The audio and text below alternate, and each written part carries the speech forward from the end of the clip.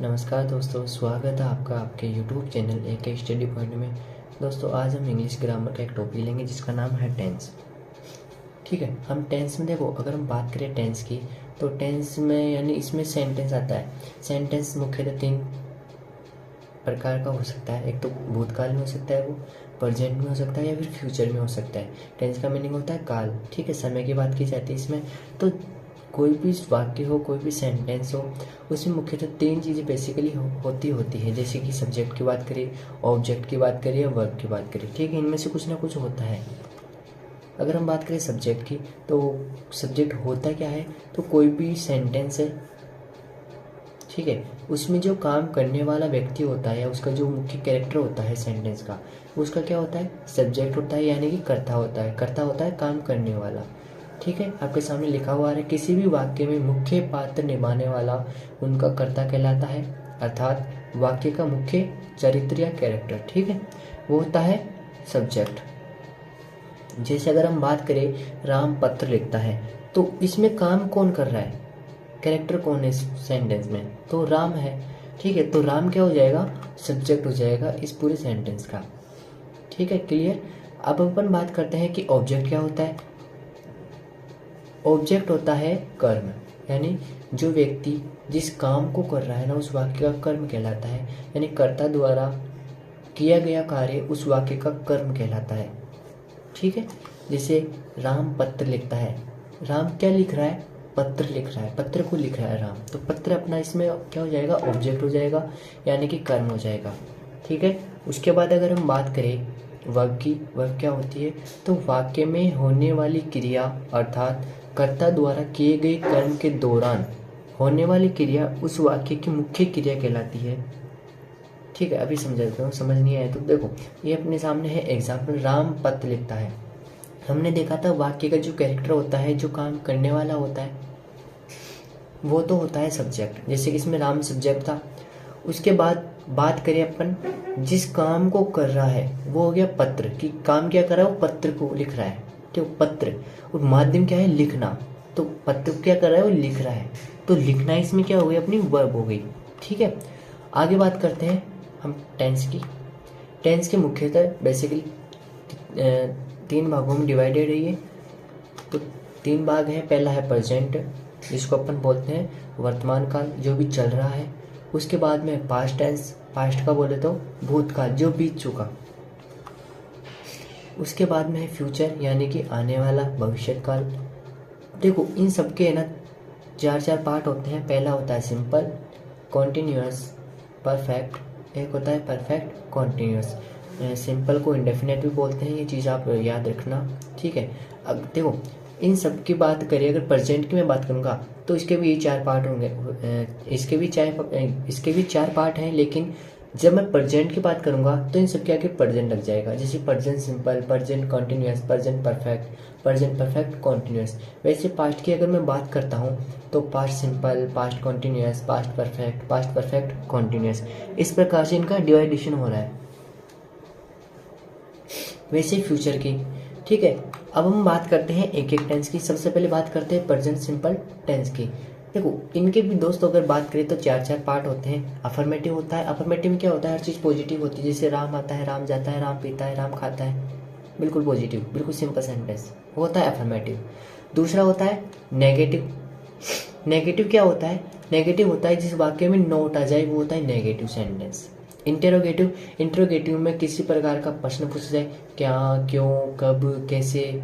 ठीक है, इस प्रकार से प्रश्न किए जाते हैं। फोर्थ आता है इंटेरोगेटिव नेगेटिव। इंटेरोगेटिव नेगेटिव क्या होता है, जिसमें नोट भी आता है और क्वेश्चन भी किया जाता है। जैसे मैं बोलूँ, राम बाजार क्यों नहीं जाता है, यानी इसमें नेगेटिव यानी कि नोट आ गया, इंटेरोगेटिव यानी कि प्रश्न पूछ लिया। ठीक है, अब बात करते हैं प्रेजेंट सिंपल टेंस होता क्या है, तो इसको हिंदी में किस प्रकार से पहचानते हैं, उसकी पहचान देख लेते हैं। देखो दोस्तों, इसको हिंदी के वाक्यों में पहचानने के लिए सिंपल सा है। हिंदी का अगर कोई वाक्य है, उसके अंत में ता है, ती है, ते हैं, ता हूँ, वती हूँ आदि आपको ये शब्द दिख जाए, तो वो कौन सा सेंटेंस है, प्रेजेंट सिंपल टेंस है। ठीक है, उस सेंटेंस में प्रेजेंट सिंपल टेंस होगा।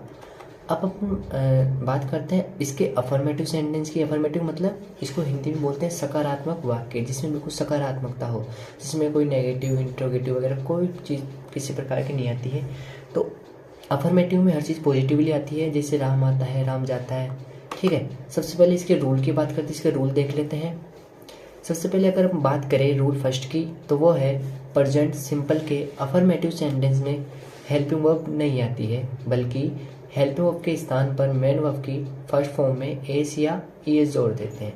देखो क्या समझ आया इस नियम से, यानी कोई सा भी टेंस है उसमें अगर अपन हिंदी से इंग्लिश में ट्रांसलेशन करते हैं तो उसमें क्या होता है, हेल्पिंग वर्ब का यूज़ करते हैं। सब्जेक्ट के अकॉर्डिंग सिंगुलर है तो उस हिसाब से, प्लूरल है तो उस हिसाब से अपन हेल्पिंग वर्ब का यूज़ करते हैं। ठीक है, लेकिन प्रेजेंट सिंपल के अफर्मेटिव सेंटेंस की अगर बात करें तो इसमें कोई भी किसी भी प्रकार की हेल्पिंग वर्ब का यूज नहीं होता है, बल्कि हेल्पिंग वर्ब के स्थान पर मेन वर्ब की फर्स्ट फॉर्म आएगी और फर्स्ट फॉर्म में हम एस या ईएस जोड़ देते हैं। अब एस या ईएस कब जोड़ते हैं, जब अपना सब्जेक्ट सिंगुलर होता है। ठीक है, अब अगर बात करें कि एस कब लगाना है और ईएस कब लगाना है, तो वो भी देख लेते हैं। किसी भी क्रिया का अगर अंतिम अक्षर एस, जेड, ओ, सी एच, डबल एस आदि हो तो मेन वर्ब में क्या लगाएंगे अपन, ईएस, और शेष सभी के साथ एस जोड़ते हैं। लेकिन कब, जब अपना सब्जेक्ट सिंगुलर यानी कि एक वचन हो। ठीक है दोस्तों, रूल थर्ड की बात करें, यदि प्रेजेंट सिंपल का अफर्मेटिव सेंटेंस में न होकर नेगेटिव, इंट्रोगेटिव या इंटेरोगेटिव नेगेटिव हो तो उनमें मेन वर्ब में एस या एस नहीं लगाएंगे, बल्कि उसमें डू और डज हेल्प वर्ब का यूज़ करेंगे। देखो अफर्मेटिव सेंटेंस में अपने क्या किया था, मेन वर्ब की फर्स्ट फॉर्म में अगर अपना सब्जेक्ट सिंगुलर है तो उसमें एस या ईएस लगाते हैं। लेकिन अगर अपना सेंटेंस नेगेटिव हो, इंटेरोगेटिव हो या फिर इंटेरोगेटिव नेगेटिव हो तो उस कंडीशन में अपन क्या करते हैं, मेन वर्ब के फर्स्ट फॉर्म में एस या ईएस वाला नियम नहीं लगाएंगे, बल्कि इस बार हम हेल्प वर्ब का यूज़ करेंगे। और वो हेल्प वर्ब कौन सी है, डू या डज। डू लगता है प्लूरल के साथ, डज लगता है सिंगुलर के साथ। ठीक है, अब आप इसको इससे भी याद रख सकते हैं कि लास्ट में ईएस आ रहा है ना, डज, तो ईएस अपन कहाँ लगाते हैं, सिंगुलर के साथ। तो इस प्रकार से भी आप याद रख सकते हैं। ठीक है, नेक्स्ट अगर बात करें रूल 4 की, तो सिंगुलर सब्जेक्ट और प्लूरल सब्जेक्ट देख लेते हैं कि कौन कौन से होते हैं। सिंगुलर सब्जेक्ट की बात करें तो ही, सी, इट, एनी, नेम। ठीक है, कोई भी नाम आ जाए वर्ब के साथ सिंगुलर। ठीक है, तो उसके साथ अपन क्या लगाएंगे, डज लगाते हैं। तथा बहुवचन कौन से, आई, वी, यू या फिर एनी, कोई भी डबल नाम आ जाए, जैसे राम और श्याम, दो नाम आ गया। ठीक है, तो उनके उस कंडीशन में अपन क्या लगाते हैं, डू लगाते हैं। ठीक है, तो सिंगुलर सब्जेक्ट के साथ डज और बहुवचन या प्लूरल के साथ डू लगाएंगे हेल्पिंग वर्ब में। उसके बाद में यदि किसी क्रिया के अंत में वाई हो तथा वाई के तुरंत पहले ए, ई, आई, ओ, यू यानी कि वोवल को छोड़कर शेष सभी हो तो उस क्रिया के अंत में वाई को हटाकर हम उसके स्थान पर क्या लगाते हैं, आई, ई, एस। ठीक है, ये छोटे छोटे नियम है, ये आपको याद रखना पड़ेगा दोस्तों। एक ये वाई से पहले अगर कॉन्सोनेंट ना हो अगर वोवल हो तो प्रेजेंट सिंपल के अफर्मेटिव सेंटेंस में एस या एस वाला नियम लगाएंगे। ठीक है, ये यहाँ तक क्लियर। अब अपन बात करते हैं कि अफर्मेटिव सेंटेंस देख लेते हैं, इसका इंग्लिश से हिंदी से इंग्लिश ट्रांसलेशन किस प्रकार से किया जाता है। देखो उसका फॉर्मेट होता है ये, सब्जेक्ट, सबसे पहले सब्जेक्ट आएगा, फिर मेन वर्ब आएगी, मेन वर्ब की कौन सी फॉर्म, फर्स्ट फॉर्म। उस फर्स्ट फॉर्म में अपन क्या करते हैं, एस या एस लगाते हैं। वो भी कब, जब अपना सब्जेक्ट यानी कि काम करने वाला यानी कि कर्ता, वाक्य का मुख्य जो कैरेक्टर है वो क्या हो, सिंगुलर हो, एक वचन हो, अकेला हो। ठीक है, उसके बाद में ऑब्जेक्ट आएगा, लास्ट में ईटीसी यानी एक्सेट्रा जो कुछ बच गया वो लास्ट में। सबसे पहला एग्जाम्पल देखते हैं, राम बाजार जाता है। राम अपना क्या था, सब्जेक्ट, तो सबसे पहले अपन ने लिख दिया सब्जेक्ट। उसके बाद अगर बात करें तो मेन वर्ब क्या है इसमें, जाना। काम क्या कर रहा है, वो जाने का काम कर रहा है, तो यानी कि गो। अब राम सिंगुलर है, ठीक है, राम क्या है, सिंगुलर है, अकेला जा रहा है, तो जब सिंगुलर होता है तो एस या ई एस लगाते हैं। और अपन ने पीछे देखा था जहाँ पर ओ सी एच डबल एस, ठीक है, इस प्रकार से कुछ जो अपन ने वर्ड देखे थे वो हो तो वहाँ पे क्या लगाते हैं, ई एस लगाते, तो ओ आ रहा है लास्ट में, तो ओ के साथ लास्ट में क्या लगेगा, ई एस, तो राम गोज, ठीक है। अब देखो किसी भी स्थान पर अगर हम जा रहे हैं तो जाने से पहले वहाँ क्या लगता है, टू लगता है, तो टू कहाँ जा रहा है, वो बाजार, बोले तो मार्केट जा रहा है, मार्केट, तो इसका इंग्लिश ट्रांसलेशन क्या हो गया, राम गोज टू मार्केट, ठीक है। तो ये क्या है, अपना ट्रांसलेशन कंप्लीट हो गया इस प्रकार से।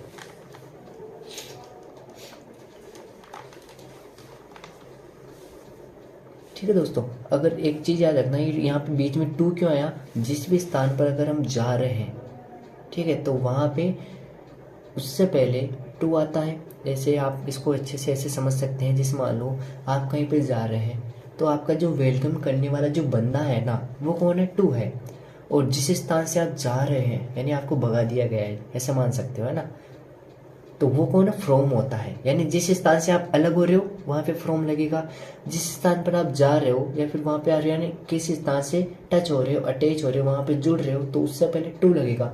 आप बाजार जा रहे हो यानी बाजार से जुड़ रहे हो ना, उस स्थान से जुड़ रहे हो ना आप, तो उससे पहले क्या लग गया, टू लग गया, ठीक है। नेक्स्ट एग्जाम्पल देखते हैं, इसका एग्जाम्पल, मैं खाना पकाता हूँ। अब देखो सब्जेक्ट क्या है इसमें, मैं क्यों है इसमें, क्योंकि खाना कौन पका रहा है, मैं पका रहा हूँ भाई, और कोई नहीं पकाता खाना, मैं पका रहा हूँ, यानी कि मैं, आई इसका क्या हो गया, सब्जेक्ट, तो सबसे पहले आई आ जाएगा, ठीक है, आई आ गया। नेक्स्ट अगर बात करें कि अब क्या आएगा, मैं खाना पकाता हूँ, क्या पका रहा हूँ मैं, खाना, तो जो काम कर रहा हूँ वो तो हो गया अपना ऑब्जेक्ट, खाने को क्या कर रहा हूँ मैं, खा रहा हूँ कि पका रहा हूँ, पका रहा हूँ ना खाने को, ठीक है, तो खाना पकाना हो गया ना, जो कार्य हो रहा है, कार्य क्या हो रहा है, पकाने का, यानी कुकिंग, कुकिंग हो रही है, कुक हो रहा है कार्य, तो वो हो गया अपनी मेन वर्ब। अब आई हमेशा सिंगुलर में नहीं आता है, आई को हमेशा याद रखना है कि ये प्लूरल सब्जेक्ट में आता है, ठीक है। तो कुक, ऐसे इस क्यों नहीं लगाया, क्योंकि अगर सब्जेक्ट सिंगुलर होता तो ए से एस वाला नियम लगता है, लेकिन यहाँ पे सब्जेक्ट अपना सिंगुलर नहीं है, तो ए से एस नियम, ए से और जो एस वाला नियम है वो अपन यहाँ पे यूज नहीं करेंगे, ठीक है।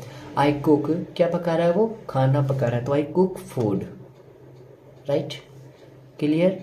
आगे चले, अगर आपको कोई भी डाउट आता है तो आप कमेंट करके पूछ सकते हैं, ठीक है।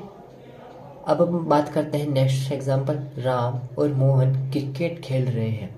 अब देखो इसमें सबसे पहले अपन क्या देखना है, सब्जेक्ट देखना है कि सब्जेक्ट क्या है, राम और मोहन क्रिकेट खेल रहे हैं, क्रिकेट कौन खेल रहा है, राम और मोहन, यानी राम भी खेल रहा है, मोहन भी खेल रहा है, इसमें जो कैरेक्टर है वो दो है, राम एंड मोहन, तो यानी दोनों क्या है, सब्जेक्ट है, क्यों, क्योंकि काम दोनों कर रहे हैं, क्रिकेट दोनों खेल रहे हैं, तो राम एंड मोहन सबसे पहले आ गया। उसके बाद अपन इसमें क्या लिखेंगे, इसके बाद अपन देखते हैं कि सर मेन वर्ब आती है, तो मेन वर्ब क्या है इसमें, खेलना, काम क्या कर रहे हैं वो, खेलने का कर रहे हैं, ठीक है। तो मेन वर्ब अपनी क्या हो गई, प्ले, अब प्ले आएगा या प्लेज आएगा, तो आप बोलो कि सर सिंपल सी बात है, राम एंड मोहन सिंगुलर नहीं है तो यहाँ पे प्ले आएगा। अगर राम एंड मोहन दोनों में से कोई एक नाम आ जाता या फिर सब्जेक्ट अपना सिंगुलर होता तब अपन प्ले की जगह प्लेज करते, लेकिन यहाँ पे सिंगुलर नहीं है अपना सब्जेक्ट, यहाँ क्या है, प्लूरल है, बहुवचन है, तो जाहिर सी बात है यहाँ पे क्या आएगा, प्ले आएगा। तो राम एंड मोहन प्ले, क्या कर रहे हैं वो, क्रिकेट, बिल्कुल सिंपल सी है दोस्तों। को इंग्लिश है ना बिल्कुल सिंपल सा है, आप अगर इसको इंटरेस्ट के साथ पढ़ोगे, इंटरेस्ट के साथ पढ़ेंगे ना तो आपको इंटरेस्टिंग लगेगी। बाकी कोई ना कोई सब्जेक्ट आप इसको बोरिंग बना लेते हो तो वो क्या है, बोरिंग लगने लगता है, ठीक है। अगर नेक्स्ट एग्जाम्पल की बात करें, वह किताब पढ़ती है, भाई साहब किताब पढ़ती है, ठीक है। आगे बात करते हैं, सी, वह पढ़ती है। अच्छा यहाँ पे सी क्यों आया, ही भी तो आ सकता था ना, तो यहाँ पे सी इसलिए आया क्योंकि किताब पढ़ती है वो एक लड़की है। अगर मैं बोलूँ वह किताब पढ़ता है तो अपन ही लगाते हैं, लेकिन लड़की के लिए हमेशा क्या आता है, शी आता है। शी क्या पढ़ रही है भाई, वो किताब पढ़ रही है, तो क्या पढ़ रही है? किताब। तो किताब तो उसका हो गया ऑब्जेक्ट। काम क्या कर रही है वो? किताब को पढ़ रही है। काम क्या कर रही है? पढ़ने का, रीडिंग करने का, रीड कर रही है वो। तो उसमें रीड हो गई मैन वर्ब। अब सब्जेक्ट अपना क्या है? सिंगुलर है कि प्लूरल है? तो अपन देखेंगे सब्जेक्ट अपना सिंगुलर है, वह अकेली है, तो वो सिंगुलर के साथ एस या एस आएगा। अब रीड, तो इसमें अपन क्या लगाएंगे? एस लगाएंगे। राम रीड्स, सॉरी, सी रीड्स बुक, वह किताब पढ़ रही है। ठीक है, तो इस प्रकार से इसकी इंग्लिश ट्रांसलेशन किया जाता है। इंग्लिश में बिल्कुल सिंपल सी चीज़ें हैं। आगे अगर अपन बात करें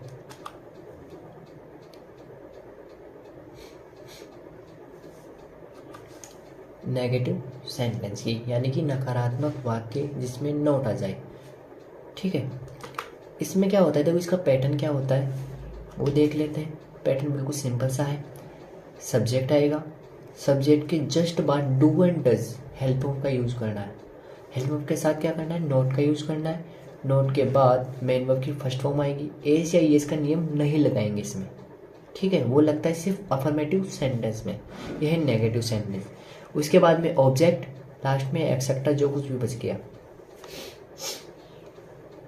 तो दोस्तों इसमें एक चीज़ याद रखनी है, नोट क्या है? एक छोटा बच्चा है और छोटे बच्चे को हमेशा उसकी देखभाल करने के लिए कोई ना कोई होता है। तो हमेशा नोट के साथ डू या डज चीज़ की देखभाल करने वाले दो व्यक्ति हैं। अगर अपना सब्जेक्ट सिंगुलर होगा तो डज आ जाएगा, अगर अपना सब्जेक्ट प्लूरल होगा तो डू आ जाएगा। नोट कभी अकेला नहीं आता है, किसी भी कंडीशन में नोट अकेला नहीं आता है। क्लियर? चाहे कोई सा भी सेंटेंस हो उसके साथ कोई ना कोई हेल्प साथ में आती है। तो यहाँ पे कौन सी आ रही है? Do and does. Do singular, sorry, does singular और डू प्लूरल के साथ। एग्जाम्पल्स की बात करें, एग्जाम्पल है तुम बाजार नहीं जाते हो।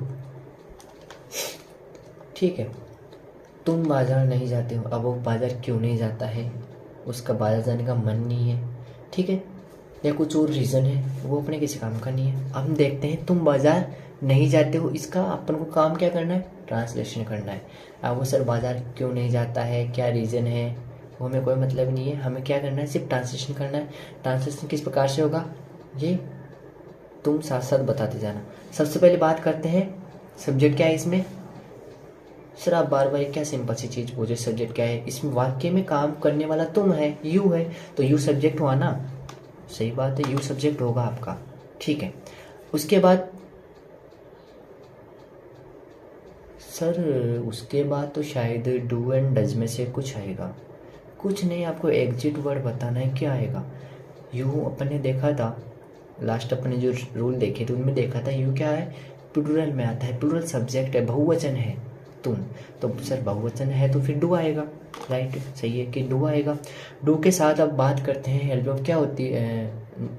डू आ गया, डू के साथ हमेशा नोट आएगा। नोट, बात करें मेन वर्ब। मेन वर्ब क्या है? सर वो जा रहा है तो गो मेन वर्ब हो गई।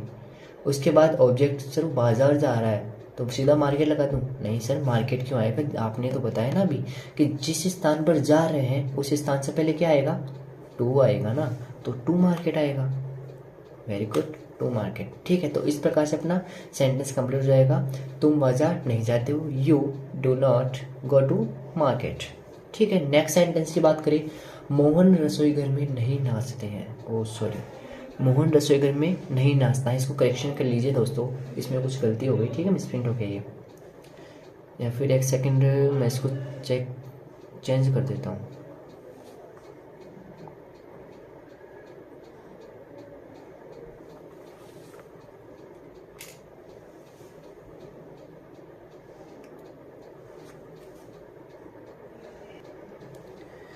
ठीक है, हमने करेक्शन कर लिया है उस चीज़ में। अब अपन देखते हैं कहाँ गया भाई।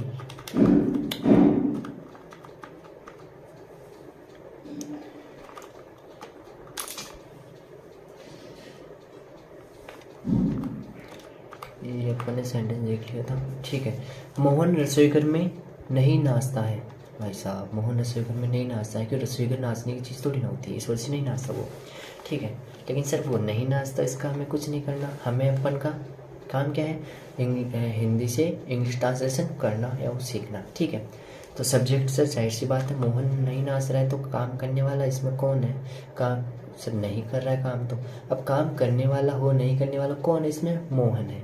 तो मोहन अपना हो गया सब्जेक्ट। उसके बाद में मोहन सिंगुलर तो क्या आएगा? डज आएगा। मोहन डज। डज के साथ सर नोट तो आना ही चाहिए ना, क्योंकि नेगेटिव सेंटेंस है। लो नोट भी आ गया। नोट के बाद में नहीं नाच रहा, कहाँ नहीं नाच रहा? किचन में, इन।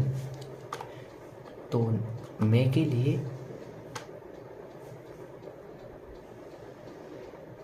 एक सेकंड एक चीज़ अपन भूल गए, आप भी नहीं बताते हैं ना, कि मोहन डज नॉट डांस। नाचना अपने क्या आएगी? मेन वर्ब आएगी ना। मेन वर्ब के बाद में डांस हो गया। उसके बाद में कहाँ नहीं नाच रहा? In the kitchen. Sir kitchen में नहीं नाचा, तो इसका सेंटेंस का इंग्लिश ट्रांसलेशन क्या हो जाएगा? Mohan does not dance in the kitchen. ठीक है। उसके बाद है हम जयपुर से नहीं आते हैं। सबसे पहले आ जाएगा वी, यानी कि हम नहीं आते हैं। वी सिंगुलर है प्लूरल है? तो ये है प्लूरल, बहुवचन, तो इसके साथ डू आएगा। वी डू नॉट, ठीक है, नहीं आता है। अब आना, आने को बोलते हैं अपन इंग्लिश में कम, तो ये आ गया कम। फ्रॉम, अब सर फ्रॉम क्यों आया? अरे सर आप भूल जाते हो क्या? अभी आप ही ने तो बताया था थोड़ी देर पहले कि जिस स्थान से हम अलग हो रहे हैं, यहाँ जहाँ से हमें कोई धक्के दे के निकाल रहा है वो फ्रॉम है, तो इस वजह से हमें फ्रॉम लगाया। कहाँ से निकाला गया? हमें जयपुर से, तो फ्रॉम जयपुर। ठीक है, जिस स्थान से हम अलग हो रहे हैं वो है जयपुर, तो जयपुर से अलग हो रहे हैं तो फ्रॉम जयपुर। नेक्स्ट है रोहन आम नहीं खाता है। रोहन आम नहीं खाता है।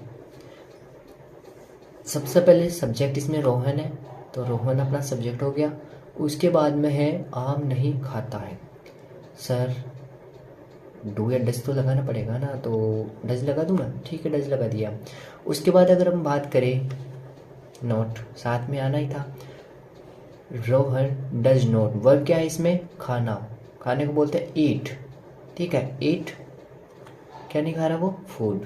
ठीक है, तो Rohan does not eat food. Rohan आम, अरे अरे अरे, यहाँ फूड की जगह ना मैंगो कर लेना आप, वो क्या टाइपिंग में थोड़ी गलती हो जाती है। ठीक है, इसको एक बार अभी सही कर देते हैं।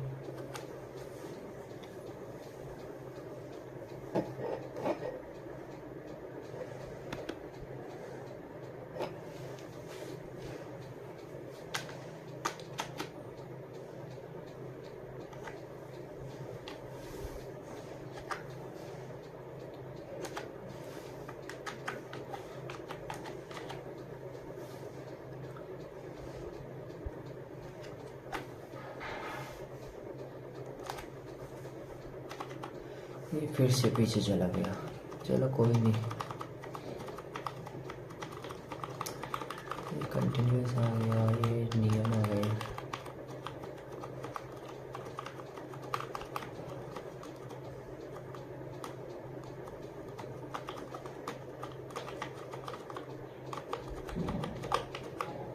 ठीक है, अब से हो गया। Rohan does not eat mango. Rohan आम नहीं खाता है। ठीक है, उसके बाद है राजू श्यामा के साथ नहीं पढ़ रहा है। अब भाई नहीं पढ़ रहा है, उसका पढ़ने का मन नहीं है। ठीक है, कोई बात नहीं, अपन को देखना है नहीं पढ़े अपने को क्या, तुम पढ़ लो बस, यही काफ़ी है हमारे लिए। तो बात करते हैं राजू श्यामा के साथ नहीं पढ़ रहा है। सर इसमें श्यामा भी क्या सब्जेक्ट होगी क्या राजू के साथ? अब मैंने क्या बताया था, सब्जेक्ट क्या होता है? जो वाक्य में काम करने वाला होता है। काम कौन नहीं कर, देखो राजू श्यामा के साथ, श्यामा पे ज़्यादा फोकस नहीं, ज़्यादा फोकस किस पे पड़ रहा है? राजू पर। राजू नहीं पढ़ रहा है किसके साथ? श्यामा के साथ। तो यानी मेन कौन है इसमें? राजू है। राजू नहीं पढ़ रहा है सर श्यामा के साथ। श्यामा इसमें इतने श्यामा पे फोकस नहीं पड़ रहा है, जो ज़्यादा प्रभाव पड़ रहा है वो है राजू पर। तो राजू श्यामा के साथ नहीं पढ़ रहा है, तो सर राजू हमारा हो गया इसमें सब्जेक्ट। राजू डज नॉट आना ही है, क्योंकि राजू सिंगुलर तो डज आ गया, डज के साथ हमेशा नॉट आ गया यहाँ पे नेगेटिव में। उसके बाद रीड नहीं पढ़ रहा है। अब देखो के साथ को अपन सीधा से इसके लिए यूज करते हैं विद के साथ। ठीक है, विद श्यामा, किसके साथ नहीं पढ़ रहा है वो?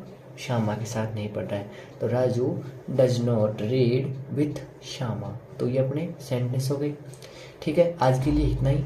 नेक्स्ट हम अगली क्लास में इसके आगे जो इंट्रोगेटिव है, इंट्रोगेटिव नेगेटिव है, वो कंप्लीट करके अपना प्रेजेंट सिंपल टेंस को कंप्लीट करेंगे। ठीक है, अगर दोस्तों वीडियो अच्छी लगे तो वीडियो को लाइक करें, दोस्तों को शेयर करें और ज़्यादा से ज़्यादा कमेंट करें। अगर आपका कोई भी डाउट है तो वो भी आप मुझसे पूछ सकते हैं। Thank you.